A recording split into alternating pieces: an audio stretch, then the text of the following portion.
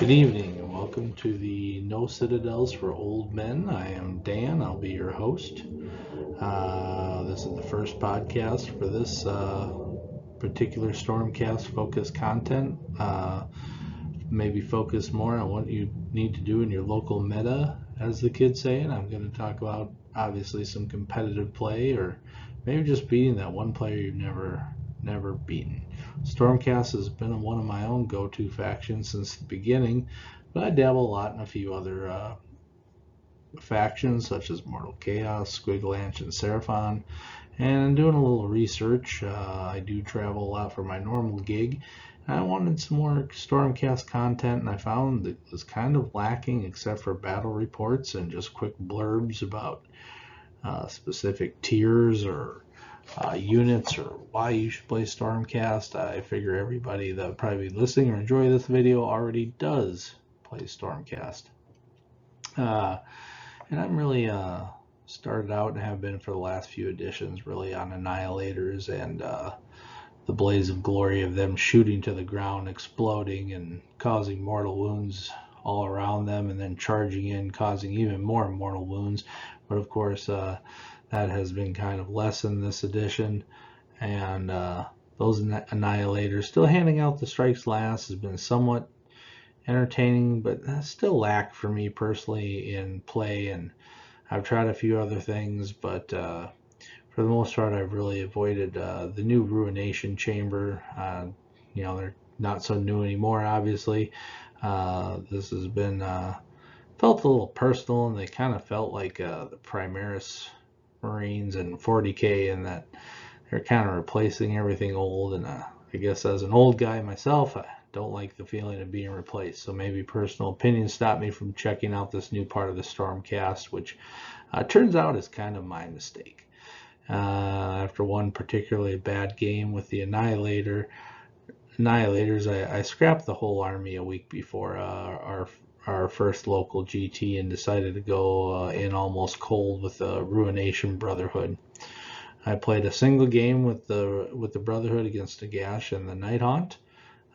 The army did really, really well, almost too well. So much I figured it had to be dice rolls, and it's just fresh with it, so I didn't know exactly what to expect in another few games, but I guess I'd find out. I committed to it, but in that game, Lord Terminos looked Nagash in the face with the hands of dust and said get bent on a 5+ roll to ignore that non-core ability, which it's kind of addicting when you can turn some of those rules that you think are kind of funky on their ear and totally just disregard them. And anytime you can cheat death, even on the tabletop, it's a pretty good day. So as far as things went, long story short, I ended up 3-2 in that tournament with the Ruination. And so, just going down my list that I used, pretty standard. I don't think you can go too different on this. I don't really play the a few of the other units, so I did use Liberators. I'm sure there's some people who say, well, you should have used a couple of the other infantry. I like Liberators. I like the Mortal Wounds. They seem to pair well with the Reclusians, so for the most part they performed well and stayed on the table. And did a few things here and there. And with this army, of course, you have to have Iridan, who is, the key to the whole army. He is the general and has to be in it. Iridan himself, did he do well during it?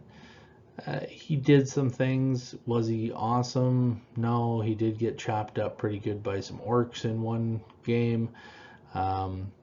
If we go down in that game, I beat my first two opponents, which was another Stormcast player playing all dragons.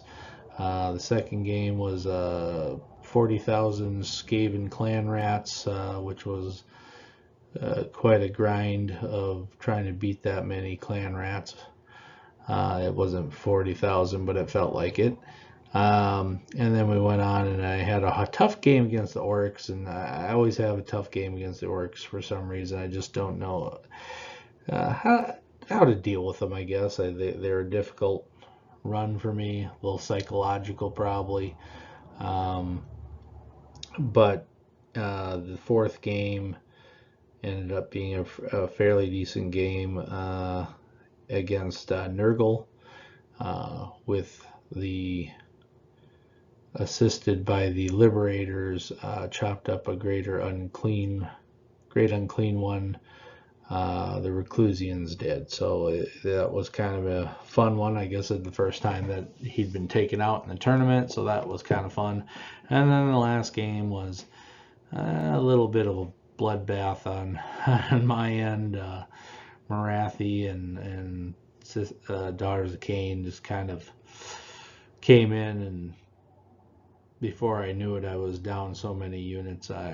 It really wasn't worth continuing the game, unfortunately. But anyways, going back to it, Iridan, he was okay, and I think he's okay in this. And the list is fun to play overall. So I wholeheartedly, if you've not tried it, if you've been like stepping away and staying away from it because of some reasons, I say give it a try.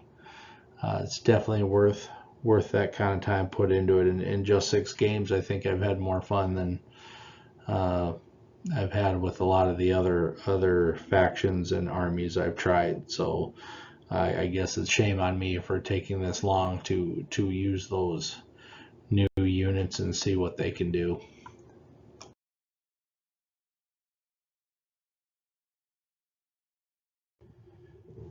Okay, so if you haven't played Iridan the Witness, on his old scroll, for the most part, he moves 12 inches. He has 12 wounds. He's got a few tricks up his sleeve. He has his own prayer. His weapon is, 4 attacks, D3 damage, crit mortals, and his companion Griffin does crit 2 hits. He has 6 attacks, 4 plus, does 2 damage. He's got no ward, which makes him kind of weak defensively. He does have a decent prayer that buffed Ruination Chamber within 18 inches, but after they fought in combat, then they'd get a 6+ ward, or they'd heal D3 damage. The rampage ability was decent, but not consistent. You have to roll higher if you end up in higher than someone's health, and you eat one of the opponent's models if you roll higher than their health. So if they had a high health, he pretty much wasn't working, and he couldn't fly away. So he get chopped up pretty good. His defense, you could rotate the Ruination Chamber 5+ ward onto him, but then you got other units that need that too. So for a character 290, he seemed kind of like he wasn't really pulling his weight. Using him to secure some objectives, things like that. He did help out in combat when necessary, but I definitely wasn't charging him in too much unless I knew he was going to win for sure. But the D3 damage, really swingy. Even if you hit a few, you get up with only 4 or 5 damage with it. Again, the companion doing more damage than him didn't seem very fitting. So Games Workshop must have heard my lamenting about it, and just about everybody. The Iridan, beautiful model, great looking character. Who doesn't love a griffin? Who doesn't love a big axe? But hard to put him on the table. Didn't know what to do with him. He had cheaper models that did kind of some of the same things, and maybe even were a little better in combat, or were a little better at using their prayers or whatever. So really, I think he for what he was, and for what a great model, and you're just like, I don't know what to do with this guy. Games Workshop must have heard it, and with their new Scourge of the Iridan Warscrolls, really just kind of gave Stormcast players an apology. 320 points, only 30 more than Iridan. He fits in that list because I was playing 60 down. So he fits in that list that I showed earlier in the slides, and would be no problem slide him right in there. One of the things he has is his personal Ruination Chamber roll on a 3+ every turn. So that allows you to use that Ruination Chamber resistance roll elsewhere, and also if you are using the Corvin Lord ability for Ruination Brotherhood, they gives one of the characters an additional resistance roll, even if the resistance roll has already been used. So you can almost get 3 a turn, which is great because he also will speed up a little bit. He gives everybody a reroll within 12 inches on their resistance rolls for Ruination Chamber. So that's awesome. And then they changed his damage to flat 3 damage with the crit mortal wound still. So now he can be chopping away with 4 attacks, still the -2 rend. So he's real good. And then he's got his fancy new personal prayer. Hits on a 3, adds -1 rend to 1 unit. 2 units if you get the 7+. So you can jack up Lord Terminos to -3 and his Reclusian buddies up to -2. Also point out that I missed on the Talons there for the Griffin. He gets +1 damage on the charge, making him -2 rend with 3 damage on the charge, a 2+ wound. Really good there. Nothing but helpful. The Wings of Death Rampage is going to be super helpful to anybody. You got to hit the 3 to get it, but man, it does some neat things, and I'm going to go over that a little bit. But it really is kind of a fun ability, rampage ability, that I think people are going to have trouble with, and I think Stormcast Eternal players are going to have a lot of fun with. Again, what does this mean for the Ruination Brotherhood formation? You can potentially have 3 Ruination Chamber resistant rolls per turn with the Corvin Lord heroic trait. 1 unit, 1 roll for Iridan, and 1 roll for whoever has the Corvin Lord heroic trait. As long as kind of has to be the last, according to the wording, he kind of has to be the last one to get hit or second one to get hit by it. But 4 rolls really if you need a reroll. So that's nice per turn. Iridan also has a 6+ permanent ward, which allows you to throw the 5+ ward on other heroes and units, increasing overall defense of your army. You can kind of leave it, depending on who he's fighting, but you can leave him with just a 6+ ward. In the Ruination Chamber, your warriors are going to get 6+ ward. And you're going to have 1 hero with the artifact and give you 5+ ward. And so really you're just trying to, you got 5+ you can put on one of your Ruination Chambers. So really nice. That easy activate prayer is going to buff weapons with a -1 rend. I mean, that is really nice. And if you can squirrel away 4 prayer points, 4 chanting points, you get two units with a negative additional -1 rend. So really a nice addition for this particular formation. So really, I think most people are going to like it. So here we go. I had to put together a couple examples, quick examples. I highlighted in the any combat phase, so your turn, their turn, who cares?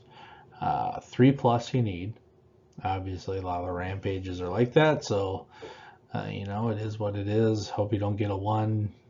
don't count on it, but I mean, if you're getting charged by 2 units like on the left, um, that could be pretty dire, yeah, with whatever's hitting you.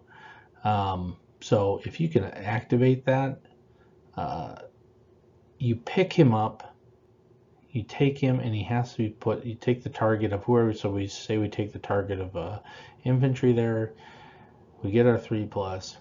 We pick up Iridan. We move him to the other side. Has to be within an inch of the target unit, and put him right on the. He takes the objective, and he takes himself where he's out of harm's way, and that unit infantry is -1 to hit him. As long as you live, you're going to take that objective, but your chances are better maybe if you cut in your opponent's units in combat with you, cut them out, cut them down, and then also -1 to hit him. He's got the ward now. If they have some ability that affects him, he's going to roll 3+ to stop it. Just really interesting what you could do with this particular ability. And really someone's just going to go, what just happened? I had you surrounded. So really cool. Alright, so here again, we got charged, and we don't have an objective near us. We got 2 opponents. Again, same thing. Hit the 3+, move him away. He's now out of combat with the 1, and he's only got the other. You can do it reverse. He starts in combat with the infantry, and he's like, I chose the general on my left, slay the tyrants, or whatever you decided to do, and move him back, and you move him in between, and you go for killing the general. Same thing. The thing on the left is that you'd have to choose the infantry as the target. They'd be -1 to hit you, but the general wouldn't. You could do the other way where you also just slide him to the other side of the general and away from the infantry unit. So really a couple things you could do with that play. Just imagine if it was a squad of, again, 40 clan rats. You move him all, I mean, that would move you quite a distance away, or maybe to the other side of the board. I mean, depends on how they have strung out their larger units. He could really get away from some things and get towards some objectives too. So really a nice ability, and I think is really going to mess with some people's heads a little bit. And there we go.